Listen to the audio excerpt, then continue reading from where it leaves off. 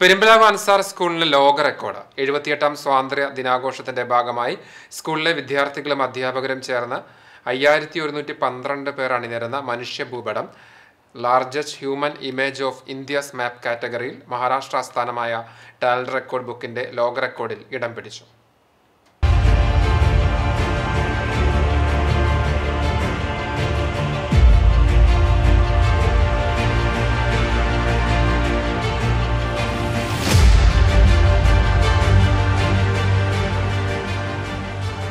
നിലവിൽ 2018 റൊമാനിയയിലെ 4807 പേർ നിർമ്മിച്ച റൊമാനിയയുടെ ഭൂപടമായിരുന്നു ലോക റെക്കോർഡ്.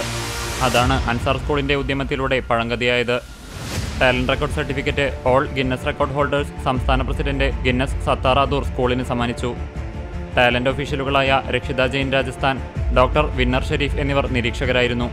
സ്കൂളിലെ 5000-ലധികം വരുന്ന വിദ്യാർത്ഥികളും അധ്യാപകരും രക്ഷിതാക്കളും മറ്റു ജീവനക്കാരും നേട്ടത്തിൽ പങ്കാളികളായി.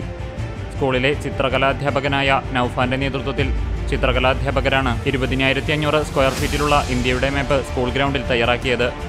School director Najeeb Muhammad, principal Shiny Hamsa, vice principal Sajida Razak, കായിക വിഭാഗം മേധാവി അബൂബക്കർ, സാമൂഹ്യശാസ്ത്ര മേധാവി Jofy Peter, Meher Usman, Aziz T P തുടങ്ങിയവരുടെ നേതൃത്വത്തിലാണ് സ്കൂൾ ഗ്രൗണ്ടിൽ മനുഷ്യഭൂപടം തീർത്തത്.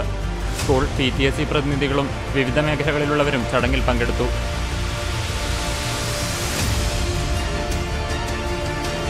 CCTV news, Perumpilavu.